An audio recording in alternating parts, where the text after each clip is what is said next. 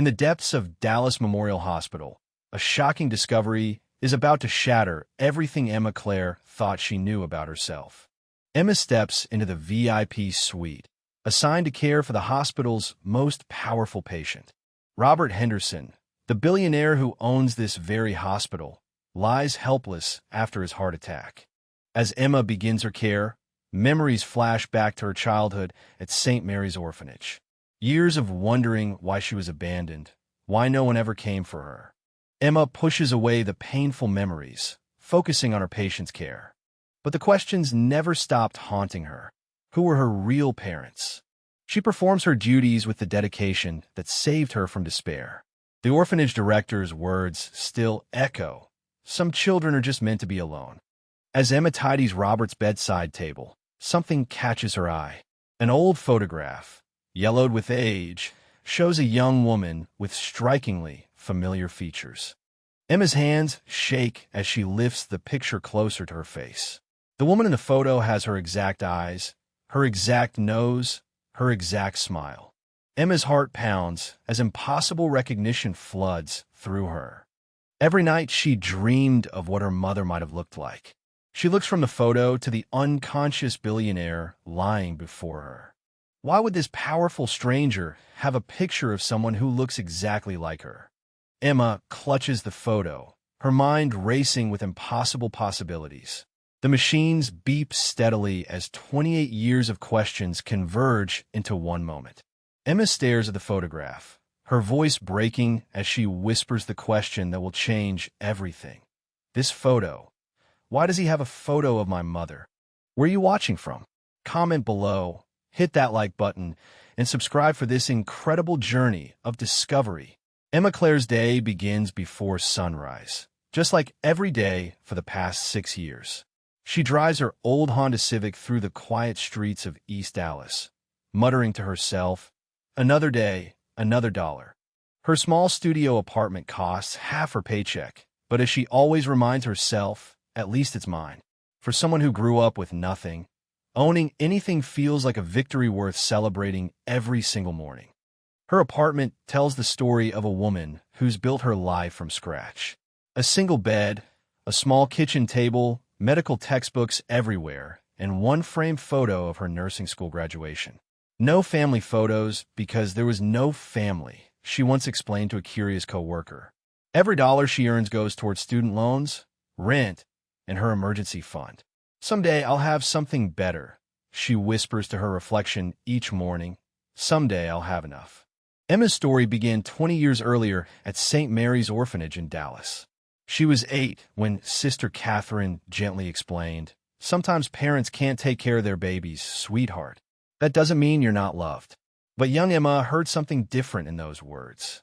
While other children talked about weekend visits, Emma spent Saturdays helping in the kitchen, pretending she didn't care that no one ever came for her. Night after night, young Emma would lie awake in the dormitory, surrounded by 20 other beds, whispering to herself, "Maybe tomorrow someone will come." She'd create elaborate stories about her parents. Maybe they were doctors who died saving lives, or missionaries lost in a faraway country. Anything's better than thinking they just didn't want me, she'd tell herself, wiping away tears that came despite her best efforts to be strong. The worst days were visiting Sundays. Emma learned to disappear during those times, hiding in the library or volunteering for extra chores. "I don't need visitors anyway," she'd announced defiantly to anyone who'd listen. By age 12, when the director told her, "Emma, some children are just meant to find their own way in the world," she stopped hoping anyone would come. Hope is expensive, she decided, and I can't afford it. That painful childhood forged Emma into the woman she is today, fiercely independent and incredibly dedicated. At Dallas Memorial, her supervisor often says, "Emma's the nurse who never gives up." She treats every patient like family because, as she once confided to Dr. Mills, "They're the only family I've ever really known." Her colleagues respect her dedication. Her patients love her gentle care, and her supervisors trust her with their most challenging cases. Emma's typical shift runs from 7 p.m. to 7 a.m. She eats dinner in the hospital cafeteria, usually alone, often telling herself, At least I'm never bored. She's saved enough for a reliable car and a safe apartment, but luxury remains foreign. Every purchase is carefully considered. Is this a need or a want? She asks herself before spending any money. Financial security feels like climbing a mountain, possible but steep and exhausting. What drives Emma isn't money or recognition. It's her belief that everyone deserves to feel cared for. I remember what it's like to feel invisible, she once told a colleague who asked why she works so hard. So she notices everything: the patient without visitors, the worried family member, the small details that make someone feel seen. Her compassion comes from her own wounds, transformed into healing for others. Emma learned self-reliance early. At 16, she worked weekends at Murphy's Diner, saving every tip. Education is your ticket out of here, Sister Catherine had told her, and Emma believed it with every fiber of her being. She studied by lamplight after long shifts, telling herself, this has to work. There's no backup plan. Nursing school was brutal, but when she graduated, she whispered through tears, I did it. I actually did it. Now, 6 years into her nursing career, Emma has built a life she's proud of. Her colleagues often hear her say, I may not have much, but what I have is mine. But deep down, she still carries that 8-year-old girl's questions.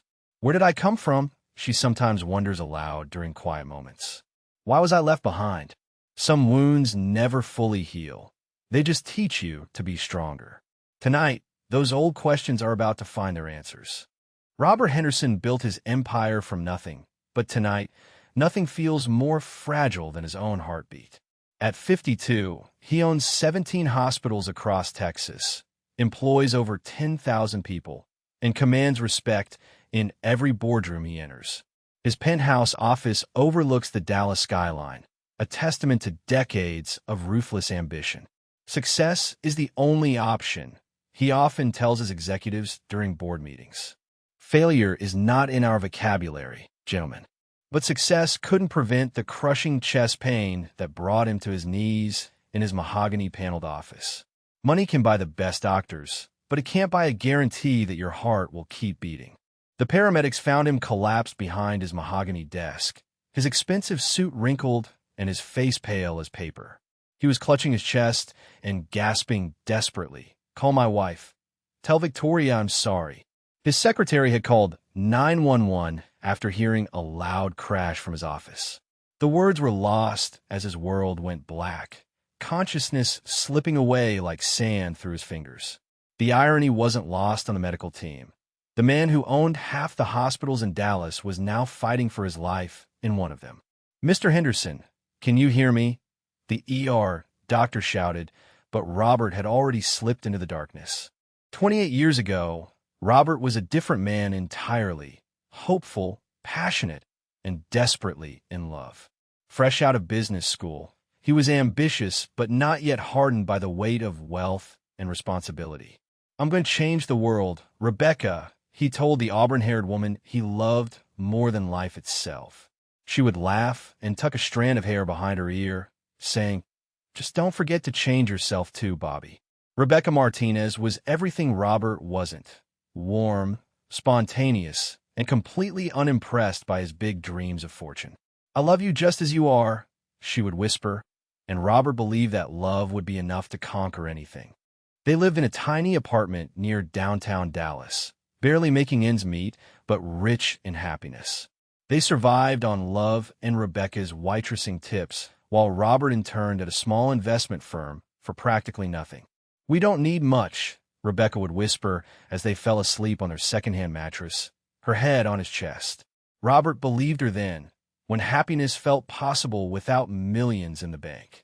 Their dinners were simple, pasta and whatever vegetables were on sale, but they felt like feasts when shared together. Someday we'll have everything, Robert would promise, but Rebecca would just smile and say, we already do. Now, as Robert lies unconscious in the VIP suite of his own hospital, those memories feel like scenes from someone else's life. The machines monitoring his heart create a steady rhythm that echoes through the sterile room. His current wife, Victoria, will arrive soon, along with their son, James, and a team of lawyers concerned about the company's future. But in his unconscious state, Robert's mind drifts back to Rebecca and the choices that changed everything. The heart attack has stripped away all his defenses, leaving him vulnerable to memories he's spent decades trying to forget. Soon, a young nurse with familiar green eyes will walk into his room, and the past will collide with the present in ways he never imagined possible. The memory that haunts Robert most happened on a rainy Tuesday in October, 28 years ago. Rebecca sat in Dr. Wilson's office, her hands trembling as she held the ultrasound photo. "We're having a baby, Bobby," she whispered with tears of joy streaming down her face. Robert's first reaction was pure elation. They would be a family, something he'd dreamed of since his own lonely childhood. But that joy would soon turn to terror when his wealthy father found out about the pregnancy. "She's not our kind of people, son," his father had said coldly, threatening to cut off Robert's inheritance and future business opportunities. Robert's father, Harrison Henderson, was a man accustomed to getting his way through money and manipulation. "You have a choice to make, Robert," he said from behind his mahogany desk, the same kind Robert would later own. "That girl and her bastard child, or your future and your family's legacy." The old man slid a check across the desk with more zeros than Robert had ever seen. "Make her disappear, son, and all of this will be yours someday." Robert stared at the check, his hand shaking as he realized his father was asking him to abandon the woman he loved and their unborn child. "She'll be better off without you anyway," his father added cruelly. "You're not cut out for poverty in diapers." That night, Robert walked the streets of Dallas for hours, torn between love and ambition. He loved Rebecca with every fiber of his being, but his father's words echoed in his mind like poison. "What kind of life can I give him?" he asked himself, staring at his reflection in a shop window. His internship barely paid enough for their tiny apartment, and Rebecca's pregnancy meant she'd have to quit her waitressing job soon. The check in his pocket felt heavy, like it was weighing down his soul. By dawn, Robert had made the decision that would haunt him for the rest of his life. He chose money over love, future over family. Robert found Rebecca making breakfast in their tiny kitchen, humming softly and rubbing her still small belly. "I have to go away for a while," he said, his voice breaking with each word. Rebecca's smile faded as she saw the suitcase in his hand and the cold look in his eyes. "The baby, Bobby. Our baby," she whispered, but Robert couldn't meet her gaze. "This isn't what I want," he lied, hating himself with every breath. He left the check on their kitchen table and walked out, ignoring Rebecca's sobs and pleas for him to stay. That was the last time he ever saw the woman he loved, and the last time he felt truly human. Now, 28 years later, the daughter he abandoned is about to walk into his hospital room. Emma Claire carries his eyes and Rebecca's gentle spirit, though she has no idea who her father is. Robert's heart attack has brought him to this moment of reckoning, where past and present will collide in the most unexpected way. As Emma is assigned as his personal nurse, neither of them realizes they are about to embark on a journey that will heal old wounds and answer questions that have haunted them both for decades. The photograph on his bedside table, the last picture he ever took with Rebecca, will soon trigger a chain of discoveries that will change both their lives forever. Emma enters Robert's room at the start of her shift, armed with her medical supplies and years of professional training. She approaches his bedside with the same gentle efficiency she brings to every patient, unaware that she's about to care for the man who holds all the answers to her past. "Good morning, Mr. Henderson," she says softly, checking his chart and noting his vital signs from the night before. Her voice carries the warmth that has made her beloved by patients throughout the hospital. Robert stirs slightly at the sound, though he remains unconscious, his body fighting to recover from the massive heart attack. Emma adjusts his four-drip and checks his monitor readings, treating him with the same care she would give to any patient under her watch. As Emma works around his bedside, Robert's unconscious mind seems to respond to her presence in ways the medical equipment can't measure. His breathing becomes more regular when she speaks, and his facial expression softens slightly, as if some deep part of him recognizes the voice he's been longing to hear for 28 years. "Your heart rate is stabilizing nicely," Emma murmurs, more to herself than to him, as she makes notes in his chart. She notices how his hands are soft despite his age, clearly belonging to a man who's never done physical labor. "You're lucky to be alive, Mr. Henderson," she whispers, gently adjusting his pillow to make him more comfortable. Little does she know that luck had nothing to do with bringing them together in this room. Emma begins her routine organization of his bedside area, ensuring everything is within easy reach for when he wakes up. As she moves his personal belongings to dust the table, her fingers brush against various items: an expensive watch, a leather wallet, and several business cards scattered about. "Someone lives a very different life than mine," she thinks to herself, noting the luxury brands and expensive materials. She's careful with each item, treating them with the same respect she shows all patients' belongings, regardless of their value. Her movements are practiced and efficient, the result of 6 years of nursing that have taught her to notice every detail. But today, one detail will change everything she thought she knew about herself. As Emma reaches for the small frame that was hidden behind his water pitcher, her breath catches in her throat. The photograph shows a young woman with auburn hair and green eyes that mirror her own exactly. It's like looking at herself in a mirror. "This can't be real," she whispers, her hands trembling as she holds the frame closer to her face. The woman in the photo is wearing a simple sundress from what appears to be the 1990s, and she's smiling with a joy that seems to radiate from the image. Emma's heart begins to race as impossible thoughts flood her mind. Who is this woman, and why does she look exactly like Emma? Her medical training tells her to remain calm and rational, but her heart knows she's looking at something that will change her life forever. As if sensing Emma's discovery, Robert begins to stir more actively in his sleep, his subconscious mind somehow aware that his deepest secret is being uncovered. His breathing becomes slightly irregular, and the heart monitor shows increased activity, though he remains unconscious. "Stay calm, Mr. Henderson," Emma says automatically, her nursing instincts kicking in even as her personal world crumbles around her. She places the photograph back on the table, but her eyes keep darting back to it, unable to process what she's seeing.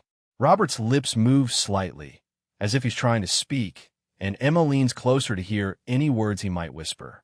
"Rebecca," he murmurs almost inaudibly, and Emma's blood runs cold. That was her mother's name, according to the few records she has from the orphanage. Emma looks back and forth between the photograph and Robert's sleeping face, her mind racing to make connections that seem impossible yet undeniable. She studies his facial features with new eyes, noting the shape of his nose, the set of his jaw, and especially his deep blue eyes that she's seen in her own mirror countless times. "This is insane," she tells herself, but the evidence is right in front of her. The woman in the photo looks exactly like her, and Robert just whispered her mother's name. Her hands shake as she picks up the photograph again, searching for any detail that might prove her growing suspicions wrong. But the more she looks, the more convinced she becomes that she's staring at a picture of the mother she never knew. The timing would be perfect. She's 28, and this photo looks like it was taken in the mid-1990s. Trying to maintain her professional composure, Emma forces herself to focus on Robert's medical chart, but the words blur before her eyes as her mind races with questions. She notes his admission details, his emergency contact information, and his medical history, looking for any clues that might connect him to her past. Robert Henderson, age 52, no previous heart conditions, she reads aloud, her voice barely steady. His emergency contact is listed as Victoria Henderson, presumably his wife, and there's a son named James listed as well. Emma's heart sinks slightly. He has a family, a whole life that doesn't include her. But then she remembers that the woman in the photograph isn't Victoria. It's someone else, someone who looks exactly like Emma.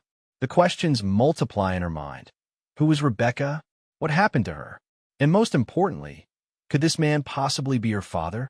Robert's condition begins to show subtle signs of improvement, as if Emma's presence is somehow healing more than just his physical ailments. His heart rate stabilizes further, his color improves slightly, and his breathing becomes more natural and relaxed. Emma notices these changes and makes careful notes, her professional training overriding her personal turmoil for the moment.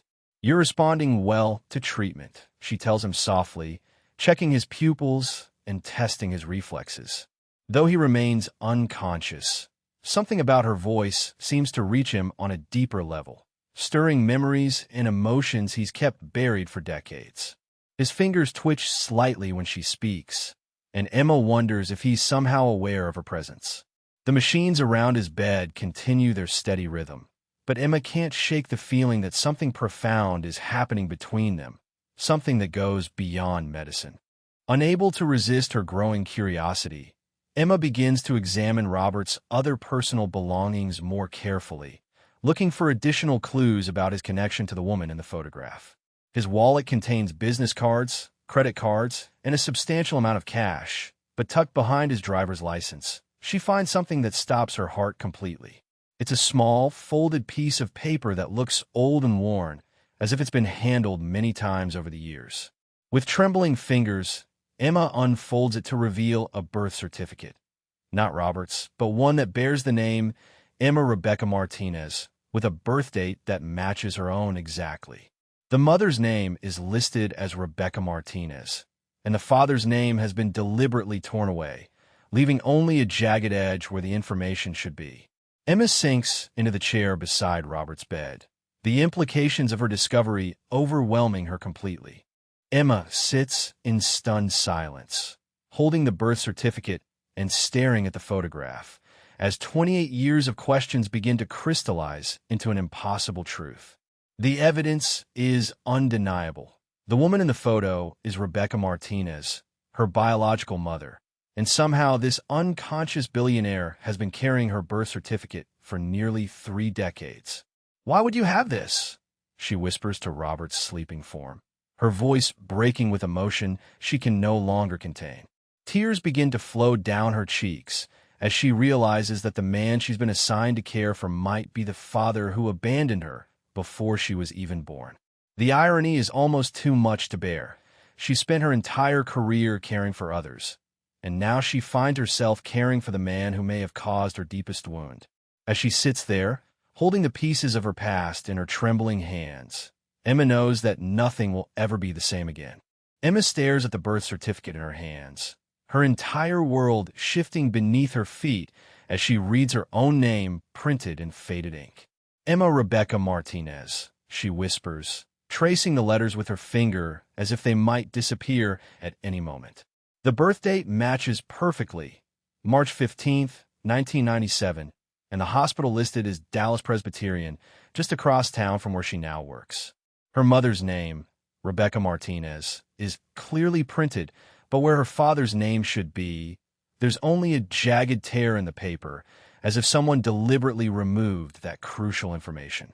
"Why would you have my birth certificate?" she asks Robert's unconscious form, her voice barely audible in the quiet room. The implications are staggering. This man has been carrying the most important document of her life for 28 years, keeping it close like a treasured secret.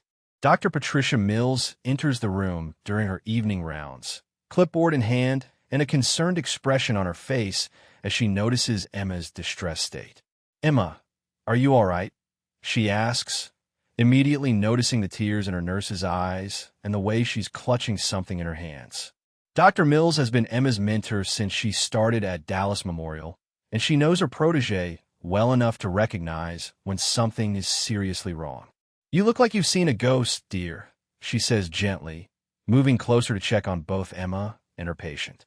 Emma quickly tries to compose herself, stuffing the birth certificate into her pocket, but Dr. Mills is too observant to miss the emotional turmoil written across her face. "Is Mr. Henderson giving you trouble?" she asks, glancing at Robert's monitors and noting his stable but unconscious condition. Emma wipes her eyes and tries to regain her professional composure, but her voice shakes as she speaks. "Dr. Mills, I need to ask you something, and I need you to be completely honest with me," she says, her hand still trembling slightly. She looks directly into her mentor's eyes, searching for any sign of recognition or hidden knowledge. "Do you know anything about my background, about where I came from before the orphanage?" The question hangs in the air between them, loaded with years of unspoken curiosity and pain. Dr. Mill's expression changes subtly, a flicker of something, guilt, perhaps, or recognition, crossing her features before she can hide it. "Emma, why are you asking me this now?" she responds, but there's a hesitation in her voice that Emma has never heard before. Dr. Mills moves to Robert's bedside, ostensibly to check his condition, but Emma can see she's buying time to think about how to respond. "Your patient is stable," she says, avoiding Emma's eyes as she reviews his chart. "His heart function is improving, and his brain activity looks normal. He should regain consciousness within the next day or two." But Emma isn't deterred by the deflection. She spent 6 years learning to read people in medical crises, and she knows when someone is hiding something important. "Dr. Mills, please," Emma presses, her voice growing stronger with determination. "I found something in his belongings, something that has my name on it. I need to know what you know about my birth, about why I was abandoned." The older doctor's hands pause in their note-taking, and Emma can see the internal struggle playing out across her mentor's face. Dr. Mills slowly sets down her clipboard and sinks into the visitor's chair, suddenly looking older than her 45 years. "Emma, there are some things that happened before you were born, things that I've carried with me for nearly 3 decades, she begins, her voice heavy with the weight of long-kept secrets. She looks at Robert's unconscious form, then back at Emma, her expression filled with a mixture of regret and resignation. "I was a young resident at Dallas Presbyterian when your mother came in that night. Rebecca Martinez. She was so young, so scared, and so alone." Emma's breath catches as she hears her mother's name spoken aloud by someone who actually knew her. "You knew my mother?" Emma whispers, sinking into the chair across from Dr. Mills, her legs suddenly too weak to support her. Dr. Mills nods slowly, tears beginning to form in her own eyes as she recalls that fateful night 28 years ago. Rebecca was barely 22, and she was having complications with her pregnancy. She continues, her voice growing softer with emotion. "She kept asking for someone named Bobby, begging us to call him, but she only had an old disconnected phone number." Emma leans forward, hanging on every word, finally hearing about the mother she's wondered about her entire life.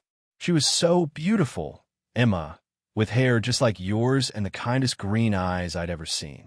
But she was also heartbroken. She kept saying that he promised he'd come back, that he loved her and the baby." Dr. Mills pauses, glancing again at Robert's sleeping form with an expression Emma can't quite read. "She died during childbirth, sweetheart. There were complications we couldn't predict, and despite everything we tried, we lost her." Emma feels her heart shatter as she learns the truth about her mother's death, the reality so much more painful than any story she'd imagined over the years. "She died alone?" Emma asks through her tears, the words barely audible as she struggles to process this devastating information. Dr. Mills reaches across to take Emma's hand, her own eyes filled with tears for the young woman she'd helped bring into the world. "No, sweetheart, she wasn't alone. I was there with her, holding her hand, and her last words were about you. She said, 'Tell my baby girl that I love her, that I wanted her so much, and that her daddy loved us both even if he couldn't stay.'" The weight of these words hits Emma like a physical blow, and she doubles over in her chair, sobbing for the mother she never knew, but who clearly loved her deeply.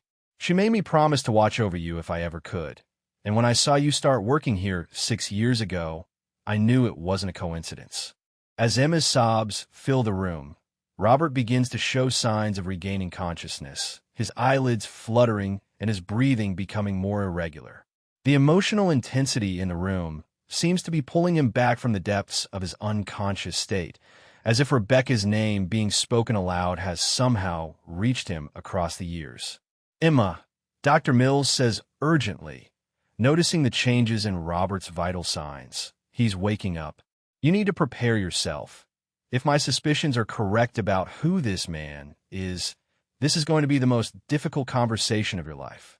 Emma wipes her eyes and moves to Robert's bedside, her professional training taking over even as her personal world continues to crumble around her.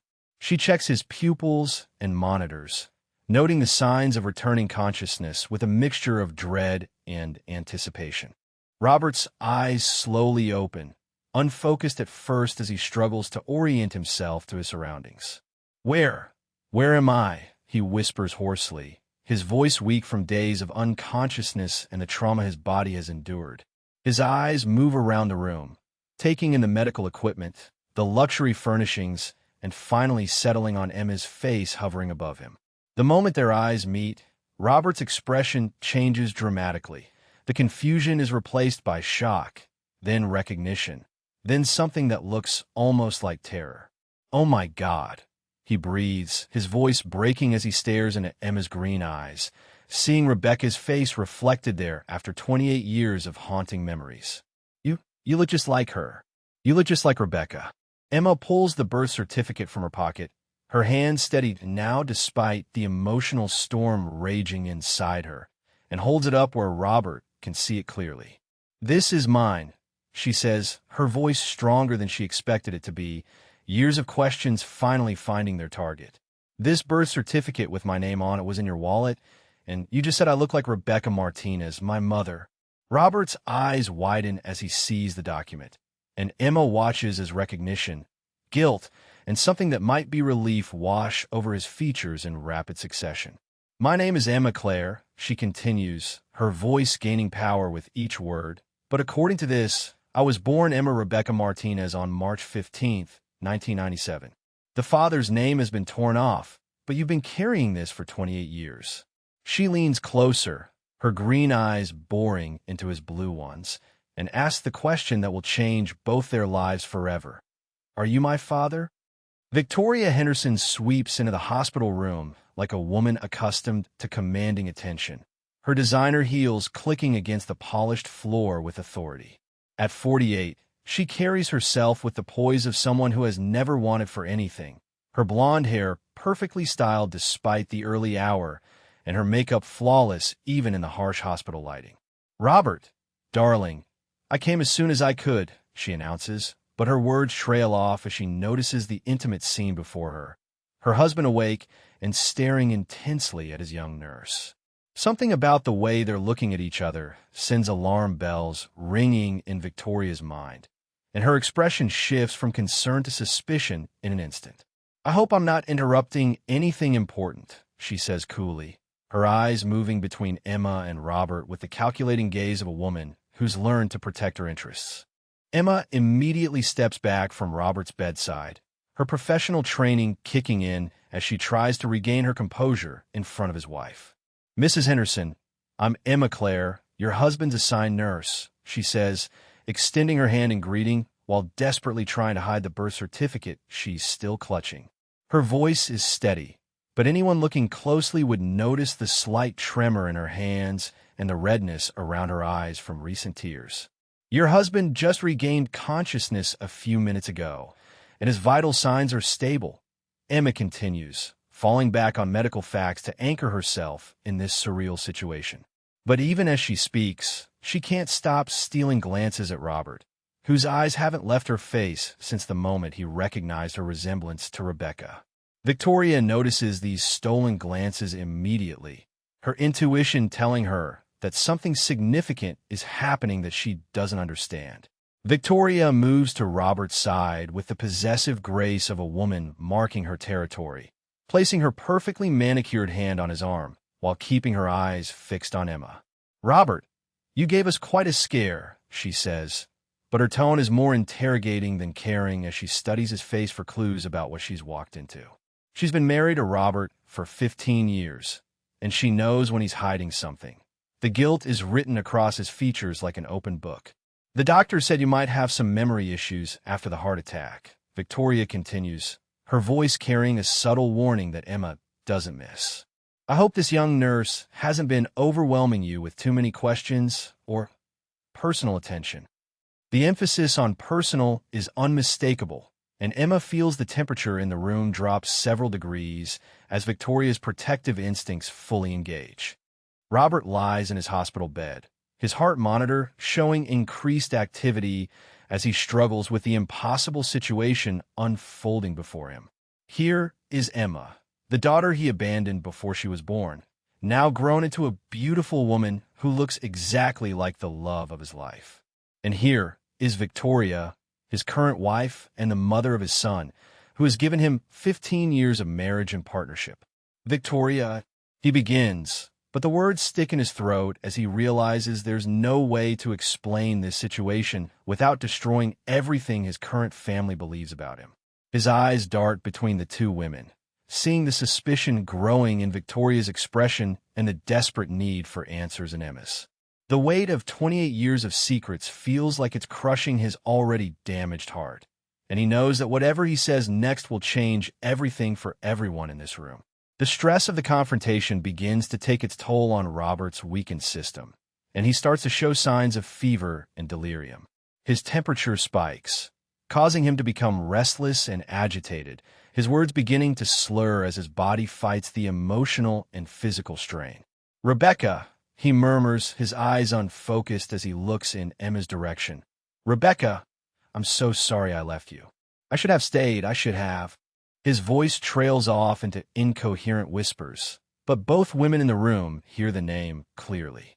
Victoria's face goes white with shock and something that might be recognition, while Emma feels her heart race as she realizes Robert is confirming her worst fears and greatest hopes simultaneously.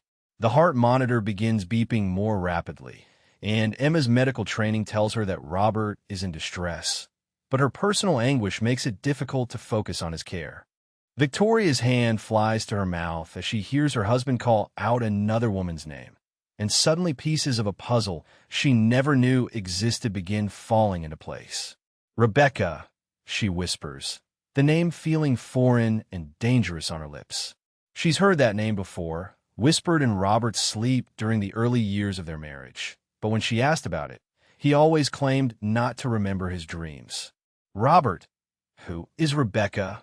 she demands, her voice shaking with a mixture of anger and fear. But Robert is too lost in his feverish delirium to answer coherently, leaving Victoria to stare at Emma with growing horror as she begins to understand what she's witnessing. The resemblance she noticed when she first entered now takes on a sinister significance, and Victoria's world begins to crumble as she realizes her husband has been keeping secrets that could destroy their family. Despite her emotional turmoil, Emma's medical training takes over as she sees Robert's condition deteriorating rapidly. "Mrs. Henderson, I need you to step back while I check his vitals," she says with professional authority, moving quickly to assess his fever and adjust his medications. Her hands work efficiently even as her mind reels with the implications of what she's just heard. Robert called her by her mother's name, essentially confirming that he knew Rebecca and, by extension, that he could indeed be her father. His temperature is spiking to dangerous levels. Emma explains to Victoria while administering fever-reducing medication through his fore. The irony isn't lost on her that she's now fighting to save the life of the man who may have abandoned her and caused her mother's death through his absence. But her oath as a nurse compels her to provide the best care possible, regardless of personal feelings. Victoria watches Emma's competent medical care with growing suspicion and demands answers that no one in the room seems able to provide. "I want to know who Rebecca is, and I want to know now," she says, her voice rising with each word until she's nearly shouting.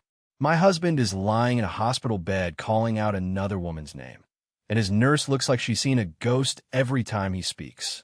She points an accusatory finger at Emma, her usual composure completely shattered. "And you, there's something you're not telling me about why you're so upset. Nurses don't cry over patients they've just met unless there's something more going on."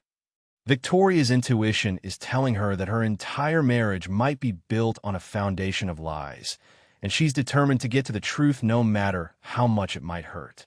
"I've been married to Robert for 15 years, and I deserve to know what secrets he's been keeping from me." Robert's fever reaches a critical point, and in his delirium, he begins speaking more clearly about the past he's tried so hard to forget. "I had to leave her," he mumbles, his eyes rolling back as the fever takes hold. "My father said she wasn't good enough, that the baby would ruin everything. But I loved her, God help me. I loved Rebecca, and I loved our baby." His words come out in broken sentences between labored breaths, but every word is a knife to Emma's heart and a revelation that rocks Victoria's world. I kept her birth certificate all these years, he continues, his voice getting stronger as if the fever is burning away his defenses. Emma Rebecca Martinez, my little girl. I wanted to find her, but I was too afraid, too guilty. The machines around his bed began alarming as his heart rate becomes dangerously irregular. But his confessions continue pouring out like a dam that's finally burst after decades of pressure. Victoria stares at Emma with dawning horror as Robert's feverish confessions make the impossible truth undeniably clear. "You're his daughter," she whispers, the words feeling like poison in her mouth as she realizes that the young woman she'd been suspicious of is actually her husband's child from another relationship. "That's why you look familiar. That's why he's been staring at you like that." Her legs feel weak as the full implications hit her. Not only has Robert been keeping a monumental secret from her, but Emma is living proof of a love affair that preceded their marriage. "How long have you known?" Victoria demands, her voice breaking as she struggles to maintain some semblance of control. The life she thought she knew, the man she thought she married, the family she thought they'd built together. Everything is crumbling around her as she faces the reality that she's been living with a stranger who abandoned his first child. "Does James know he has a sister?" she asks, referring to their 24-year-old son, and the question hangs in the air like a bomb waiting to explode. Robert's fever finally breaks after hours of medical intervention, leaving him weak but mentally clear for the first time since his heart attack. As consciousness fully returns, he realizes that his delirious confessions have shattered the carefully constructed walls he's built around his past. "Victoria," he says quietly, his voice hoarse but steady, "we need to talk. There are things I should have told you years ago, things I was too ashamed and too afraid to share." He struggles to sit up in his hospital bed, his blue eyes filled with a mixture of regret and determination. The weight of 28 years of secrecy feels like it's finally lifting from his shoulders, even as he knows the truth will likely destroy his marriage. "I know you have questions, and you deserve answers. But first, I need you to know that everything I'm about to tell you happened before I ever met you." Victoria sits rigidly in the visitor's chair, her designer composure completely abandoned as she prepares to hear the truth that will either save or destroy her marriage. Her hands are clenched so tightly in her lap that her knuckles have turned white, and her usual perfect posture has given way to the exhausted slump of a woman who's been emotionally battered. 15 years, Robert," she says, her voice barely above a whisper. "We've been married for 15 years, and you've never once mentioned having another child." She looks toward the door where Emma had retreated to give them privacy, then back at her husband with eyes full of pain and betrayal. "That young woman out there, she's your daughter, isn't she? And I had to find out by watching you have a fever-induced breakdown in a hospital room." Victoria takes a shuddering breath, steeling herself for what's to come. "Tell me everything, Robert, from the beginning, and don't you dare leave anything out." Robert closes his eyes for a moment, gathering the strength to revisit the most painful chapter of his life, then opens them to meet Victoria's gaze directly. "Her name was Rebecca Martinez, and I met her when I was 24 years old." He begins, his voice growing stronger as he forces himself to confront the past. "I was fresh out of business school, working as an intern at Henderson Industries, my father's company. Rebecca was a waitress at this little diner near my apartment, and she was the most beautiful, genuine person I'd ever met." A ghost of a smile crosses his face as he remembers those early days. "She didn't care about my family's money or my future prospects. She loved me for who I was, not what I might become. For 2 years, we lived in this tiny apartment, planning our future together, completely happy despite having almost nothing." The pain in his voice is unmistakable as he continues. "When she told me she was pregnant, I was terrified but also thrilled. We were going to be a family." Robert's expression hardens as he recalls his father's ultimatum, the memory still painful after all these years. "When my father found out about Rebecca and the pregnancy, he gave me an ultimatum that changed everything. Robert continues, his voice growing bitter. He said I could choose between Rebecca and our baby, or my inheritance and my future in the family business. But it wasn't really a choice. He made it clear that if I stayed with Rebecca, he would not only cut me off financially, but he would use his influence to make sure I never got a decent job anywhere in Texas. Victoria listens in stunned silence as Robert describes the pressure that was brought to bear on him as a young man. My father convinced me that I would be condemning Rebecca and our child to a life of poverty if I stayed, that they would be better off without me dragging them down. He even offered to pay for Rebecca's medical expenses and find a good family to adopt the baby. The shame in Robert's voice is palpable as he admits to the choice that has haunted him ever since. The most painful part of Robert's confession comes as he describes the day he abandoned the woman he loved and their unborn child. I told myself I was doing the noble thing, that they would have better lives without me, he says, tears beginning to flow down his cheeks. I left money, a lot of money, and a note saying I couldn't be the father they deserved. But the truth was, I was a coward who chose money and security over love and responsibility. Victoria watches her husband break down as he relives the worst decision of his life. I walked away from the only woman I ever truly loved and the child we created together. Rebecca was 6 months pregnant, and I left her alone to face everything by herself. His voice cracks completely as he adds, I convinced myself that someone else would take care of them, that the money I left would solve everything. I was 24 years old, and I thought money could fix anything. The raw pain in his confession leaves Victoria speechless, torn between anger at his betrayal and pity for the young man who made such a devastating choice. Victoria sits in stunned silence for several minutes, processing the magnitude of what her husband has just confessed. When she finally speaks, her voice is carefully controlled, as if she's afraid that showing too much emotion might cause her to completely fall apart. So you abandoned a pregnant woman who loved you, and then you never tried to find out what happened to her or your child? She asks, each word cutting through the air like a blade. Robert nods miserably, unable to meet her eyes. I try to convince myself that no news was good news, that they were better off without me.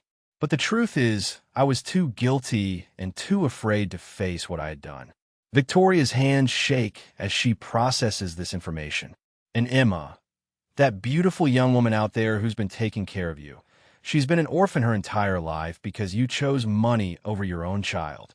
The accusation in her voice is unmistakable, but underneath the anger, there's also a growing understanding of the pain Robert has carried all these years. Robert's composure completely crumbles as he faces the full weight of his actions and their consequences. Victoria, I know there's nothing I can say that will make this right. He sobs, his successful businessman facade stripped away to reveal the broken man underneath. I've lived with this guilt every single day for 28 years. Every success, every dollar I've earned, every moment of happiness we've shared, it's all been poisoned by what I did to them. He looks directly at his wife, his eyes pleading for some form of understanding, if not forgiveness. I kept Rebecca's picture and Emma's birth certificate because they were all I had left of the life I threw away. I told myself I would find them someday, make amends somehow, but years turned into decades, and I was too much of a coward to face the truth. His voice breaks as he adds, Rebecca died in childbirth, Victoria. She died alone, and Emma grew up in an orphanage because I wasn't there to take care of them. My daughter has spent her entire life wondering why her parents didn't want her, and it's all my fault. Victoria rises from her chair and begins pacing the small hospital room, her mind racing as she tries to process everything she's learned about the man she married. 15 years, Robert, she repeats, her voice a mixture of hurt and disbelief. We've been married for 15 years. We have a son together. We've built a life together.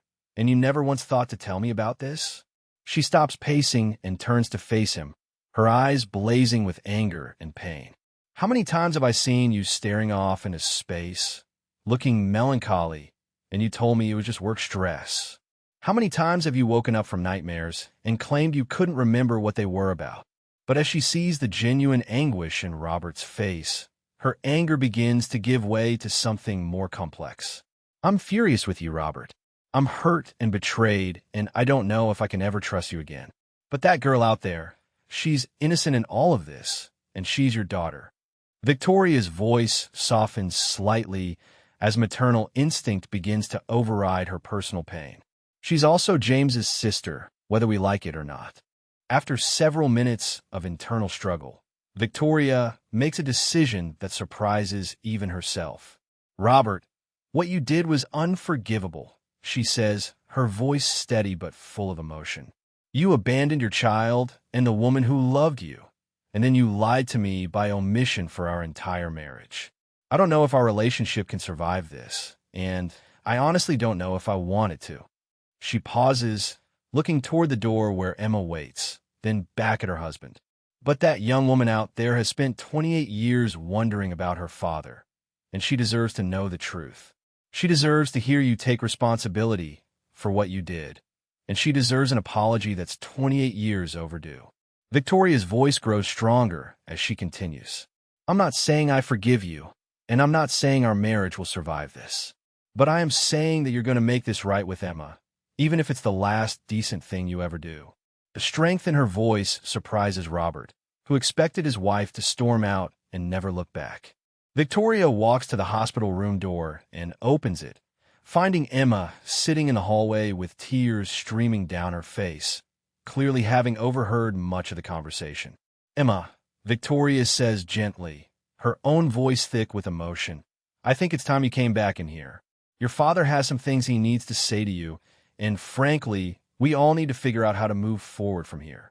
There's no anger in Victoria's voice toward Emma, only a kind of weary acceptance and a determination to do what's right despite the pain it's causing.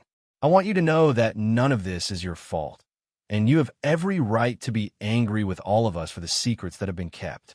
She steps aside to let Emma enter, then adds quietly, "I'm Victoria Henderson, and I guess that makes you my stepdaughter, whether any of us expected it or not." This is probably the strangest introduction in family history, but here we are, despite everything. There's a hint of warmth in Victoria's voice as she recognizes that Emma is as much a victim of Robert's choices as anyone else in this complicated situation. Emma enters the hospital room with hesitant steps, her face showing the emotional toll of learning the truth. She's overheard enough to understand that her worst fears and greatest hopes have been confirmed. This man is her father, and he abandoned her mother. "I heard what you said about my mother dying alone," Emma says, her voice trembling with anger and grief. Her green eyes bore into Robert's with an intensity that makes him flinch. "I heard you say that you chose money over your own child." She stands at the foot of his bed, her hands clenched into fists, every word weighted with decades of pain. Robert looks at his daughter and feels 28 years of cowardice crushing down on him. "Emma, I know there are no words that can undo what I did," he begins, his voice breaking. "I was 24 and terrified of being poor, terrified of disappointing my father." Tears stream down his face as he continues. "But the truth is, I was just a coward who chose the easy path." He struggles to sit up straighter, wanting to face her properly. "Your mother was the best person I ever knew, and I destroyed both your lives because I was selfish and weak." Emma's professional composure finally cracks completely as decades of abandonment issues come pouring out. "Do you have any idea what it's like to grow up believing your parents didn't want you?" she demands, her voice rising with each word. "Do you know what it's like to watch other kids get adopted while you stay behind, wondering what's wrong with you?" Her hands are shaking with emotion as she continues her confrontation. "I spent every birthday, every Christmas, every Mother's Day wondering if my parents were alive, if they ever thought about me." She wipes angry tears from her cheeks. "And now I find out that not only were you alive, but you were rich and successful while I was struggling to pay for nursing school." Robert reaches for his bedside table with trembling hands, pulling out a small wooden box he'd asked Victoria to bring from home. "Emma, please, let me show you something," he says desperately, opening the box to reveal dozens of letters, all addressed but never sent. "I wrote to you every year on your birthday, every Christmas, Every major holiday for 28 years. His voice cracks as he holds up the yellowed envelopes. I hired private investigators to find you when you turned 18, and I've been following your life from a distance ever since. He pulls out newspaper clippings about her nursing school graduation, her employment at the hospital. I knew you worked here, Emma. I've been watching over you, making sure you were safe, even though I was too much of a coward to approach you directly. Emma stares at the pile of unsent letters and newspaper clippings in disbelief, her anger momentarily replaced by shock. You've been watching me, she whispers, picking up one of the letters addressed to her in Robert's handwriting. You knew where I was all this time, and you never. Her voice trails off as she opens one of the letters, dated 5 years ago, and begins reading his words of pride about her nursing career.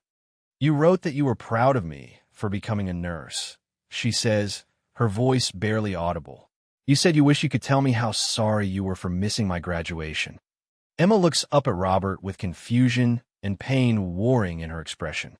If you felt this way, if you were watching over me, why didn't you ever reach out? Why did you let me think I was completely alone in the world? Robert's shoulders shake as he tries to explain decades of fear and guilt to the daughter he abandoned. Because I was terrified that you would hate me, he admits, his voice barely above a whisper. Because every year that passed made it harder to face what I had done to you and your mother. He looks directly into Emma's eyes, his own filled with regret. I convinced myself that you were better off without me, that my guilt and shame would only hurt you more. His hands tremble as he continues. I was afraid that trying to be your father after abandoning you would be selfish, that I had no right to disrupt the life you'd built for yourself. He takes a shuddering breath. But the truth is, I was just a coward who was afraid of your rejection, afraid of facing the consequences of my choices. Emma clutches the unopened letters to her chest, her emotions swinging wildly between rage and a desperate desire to understand the father she's never known. These letters, they don't erase 28 years of abandonment, she says, but her voice has lost some of its earlier anger. They don't erase the nights I cried myself to sleep wondering why my parents didn't love me enough to keep me. She opens another letter, this one from 10 years ago, and reads silently for a moment. You wrote about hoping I would find a family that could love me the way you couldn't, she says, looking up at Robert with tears streaming down her face. But what you didn't understand is that I didn't want another family. I wanted my real parents. I wanted to know where I came from. Her voice breaks as she adds, I wanted to matter to someone who shared my blood, who looked like me, who could tell me about my mother. Victoria watches the emotional exchange between Robert and Emma with a mixture of heartbreak and protective instinct she didn't expect to feel. Emma, she says gently, drawing both their attention to her presence in the corner of the room. I want you to know that I'm not angry with you. None of this is your fault, and you deserve to have a relationship with your father if that's what you want. Her voice is steady despite the emotional turmoil she's experiencing. I'm still processing what this means for Robert and me, for our marriage and our family. She looks directly at Emma with surprising warmth. But you're James's sister, which makes you part of our family whether we planned it or not. Victoria takes a deep breath before continuing. I think we all need time to figure out how to move forward, but I want you to know that you're welcome in our lives if you choose to be there. Emma looks back and forth between Robert and Victoria, overwhelmed by the sudden offer of belonging after a lifetime of feeling unwanted. I don't know how to be part of a family, she admits, her voice small and vulnerable in a way that reveals the frightened child she once was. I've been alone for so long that I don't even know what it means to have people who are supposed to care about me. She wipes her eyes with the back of her hand, looking directly at Robert. I'm angry with you. I may always be angry with you for what you did to my mother and to me. Her voice grows stronger as she continues. But I've also spent my entire life wondering about you, and now you're here, and you're real, and you kept my birth certificate in your wallet for 28 years. She takes a shuddering breath. I don't know if I can forgive you, but I think I want to try to understand you. Robert extends his hand toward Emma, his eyes filled with more hope than he's felt in decades, even as he prepares himself for the possibility that she might reject him. Emma, I know I have no right to ask for your forgiveness, and I know I can never undo the damage I've caused," he says, his voice stronger than it's been since his heart attack. "But if you're willing to give me a chance, even just a small one, I want to spend whatever time I have left trying to be the father I should have been from the beginning." Tears continue to flow down his cheeks as he adds, "I want to tell you about your mother, about how much she loved you, about the dreams she had for your future." His hand remains extended between them, a bridge across 28 years of separation and pain. "I want to be part of your life, Emma, if you'll let me. Not because I deserve it, but because you deserve to have a father who will never abandon you again." Emma stares at Robert's extended hand for what feels like an eternity, 28 years of abandonment warring with a desperate need for connection.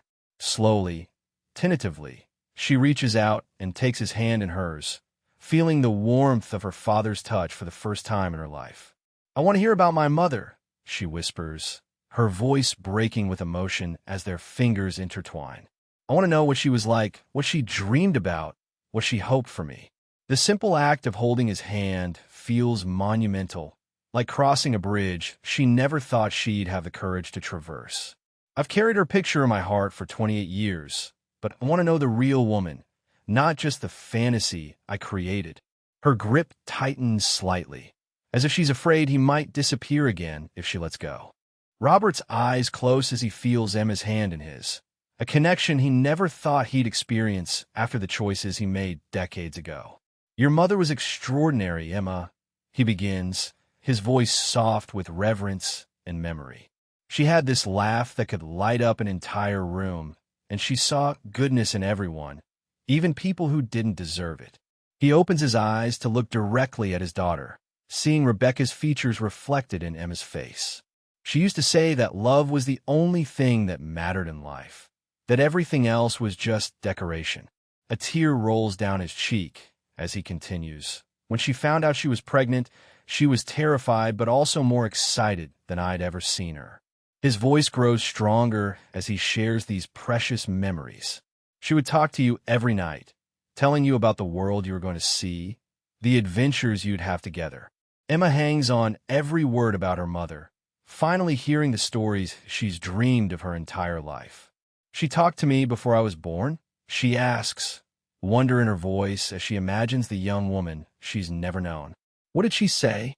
What kinds of things did she tell me?" Her medical training has taught her to remain composed in emotional situations, but hearing about Rebecca's love for her unborn child breaks through all her professional barriers. "I used to imagine what her voice sounded like," Emma admits, wiping tears from her cheeks. "I used to pretend I could remember being in her womb, hearing her heartbeat, feeling safe and wanted." She looks at Robert with desperate hunger for more information. "Did she pick out names for me? Did she have plans for what she wanted to teach me?" The questions pour out of her like a dam bursting after decades of being held back. Robert's face lights up with the first genuine smile Emma has seen from him as he shares more memories of Rebecca.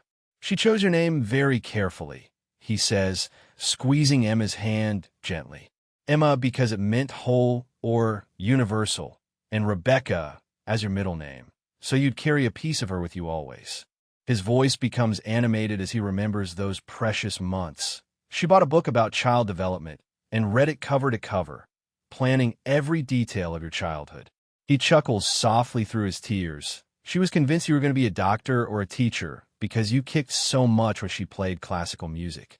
The irony isn't lost on either of them that Emma became a nurse. "She made me promise that if anything ever happened to her, I would tell you every day how much she loved you and how proud she was to be your mother." Emma breaks down completely as she realizes the depth of her mother's love and the tragedy of never knowing it. "She loved me that much, and I never got to meet her," she sobs, the full weight of her loss hitting her for the first time. "All those years in the orphanage, wondering if anyone had ever wanted me, and she was planning my whole future, reading to me, choosing my name with such care." She looks at Robert through her tears. "And you knew all of this. You carried these memories for 28 years, and I grew up thinking I was unwanted." Her voice isn't accusatory anymore, just heartbroken for the connection she lost. "I became a nurse, Dad," she says, using the word for the first time, I spent my life taking care of people because I knew what it felt like to have no one. The revelation that her career choice somehow honored her mother's dreams provides a strange comfort amid the pain. The emotional reunion is interrupted by the arrival of James Henderson, Robert and Victoria's 24-year-old son, who received an urgent call from his mother about his father's condition. James approaches the hospital room with concern etched on his young face, unaware that his entire family dynamic is about to change forever. "Mom, how's Dad doing?" he calls out as he enters, but stops short when he sees the intimate scene before him, his father holding hands with a young nurse who's clearly been crying. "I'm sorry, I didn't realize." He begins, looking between his parents and Emma with confusion. His resemblance to Robert is unmistakable, and Emma can see her own eyes reflected in this young man who shares her father's features. The awkward silence that follows is heavy with unspoken truth, and James senses immediately that he's walked into something much more significant than a routine medical update. Victoria takes a deep breath and steps forward to handle the introduction that will change her son's life forever. "James, I need you to sit down," she says gently, guiding him to a chair while trying to maintain her composure. "There are some things about our family that we need to discuss, things that happened before you were born." She looks at Emma with apologetic eyes, then back at her son. "James, this is Emma Claire, and she's your father's daughter from a previous relationship." The words hang in the air like a bomb waiting to explode, and Victoria can see the confusion and shock spreading across James's face. "She's your half-sister, sweetheart, and she's been working here as Dad's nurse without any of us knowing who she was." Victoria's voice remains steady despite the chaos of emotions swirling around the room. "I know this is a lot to process, but Emma is part of our family now, whether we expected it or not." James stares at Emma with wide eyes, his mind struggling to process the information his mother has just delivered. "You're my sister?" he asks, his voice barely above a whisper as he takes in Emma's features and recognizes the family resemblance he shares with his father.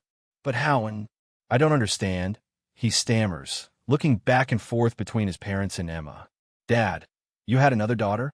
The hurt in his voice is unmistakable as he realizes his entire family history has been built on a foundation of secrets. "How long have you known about her? How long has this been going on?" James runs his hands through his dark hair, a gesture Emma recognizes as identical to one Robert makes when he's stressed.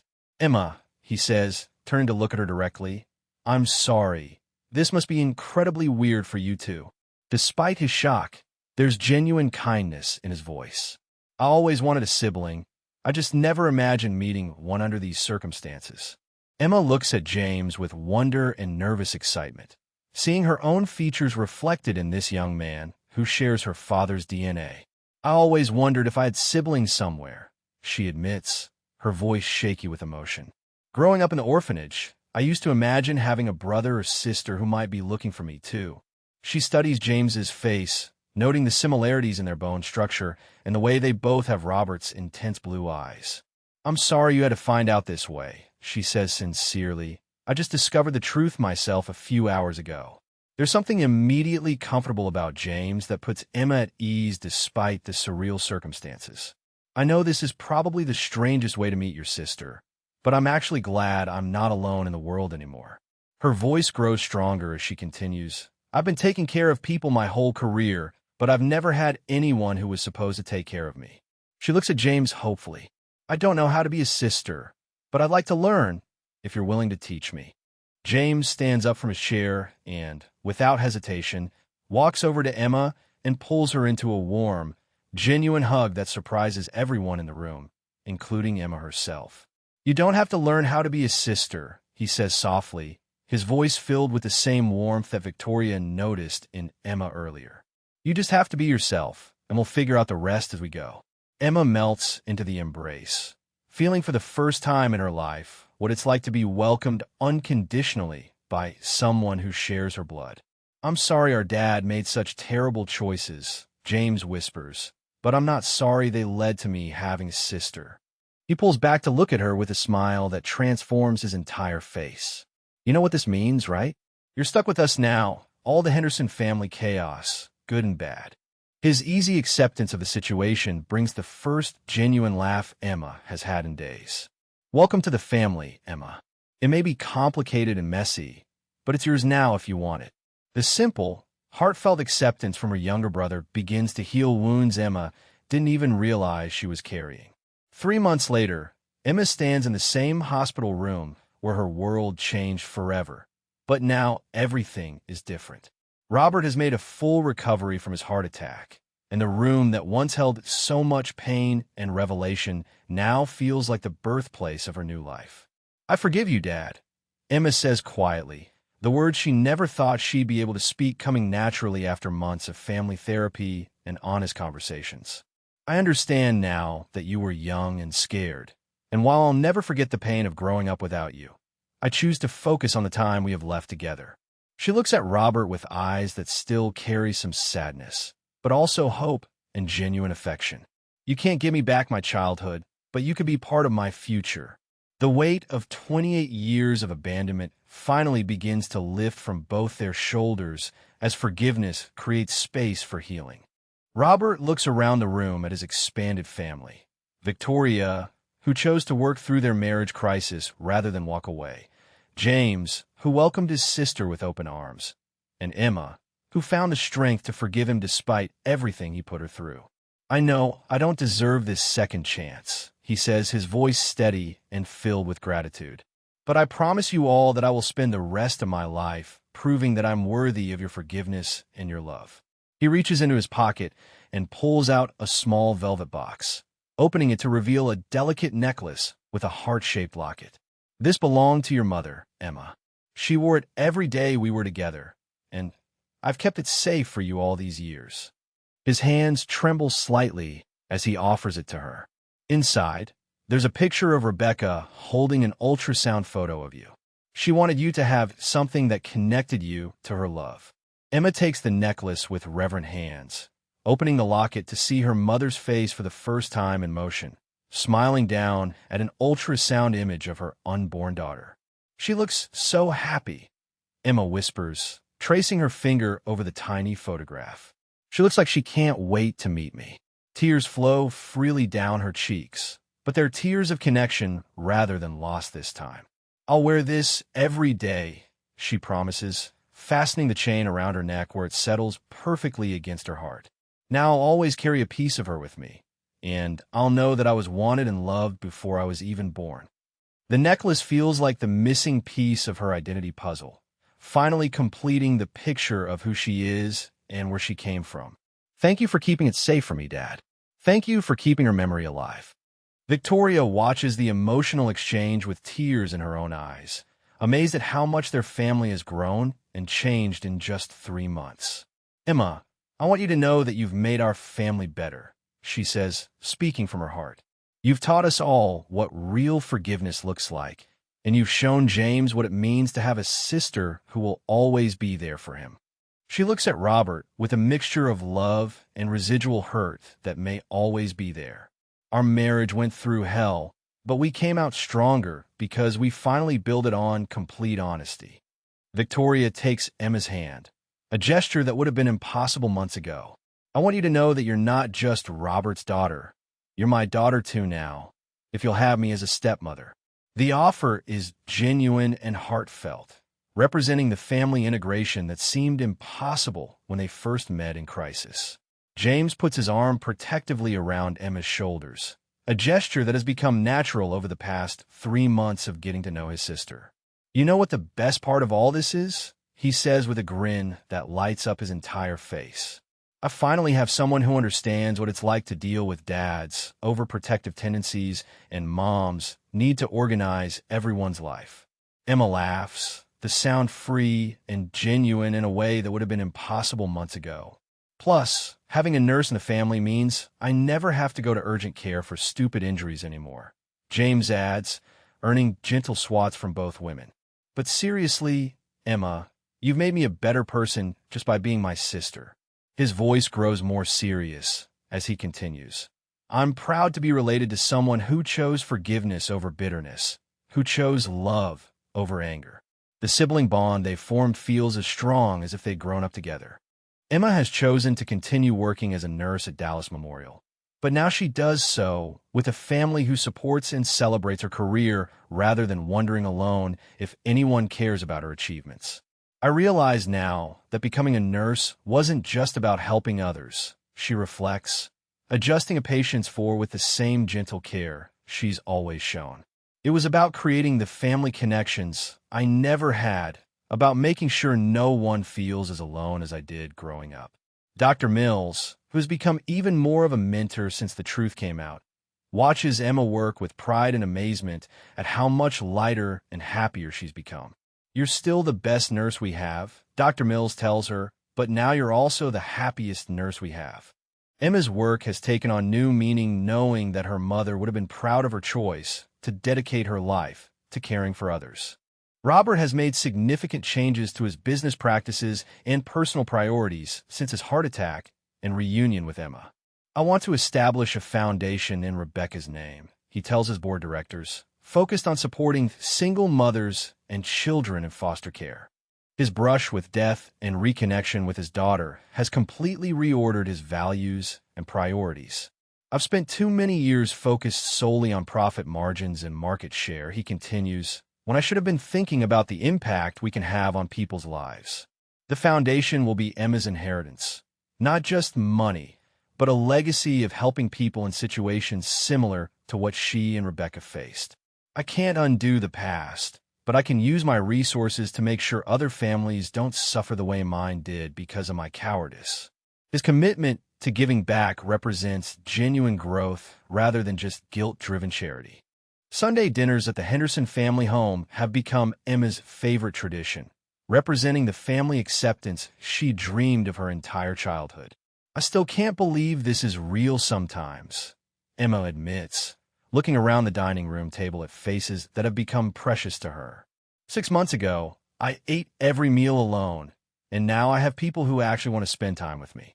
Victoria has embraced her role as Emma's stepmother with surprising enthusiasm, teaching her family recipes and sharing stories about James's childhood. "You're stuck with us now," Victoria says with genuine warmth, messy family dynamics and all. The house that once felt foreign and intimidating now feels like home, filled with laughter and conversation and the security Emma never thought she'd experience.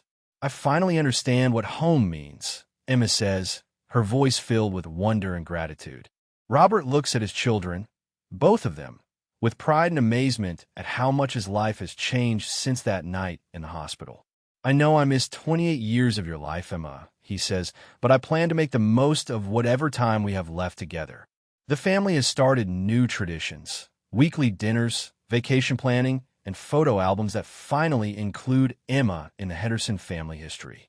"I want to walk you down the aisle someday if you'll let me," Robert says to Emma, "and I want to be the grandfather to your children that I never got to be a father to you during your childhood."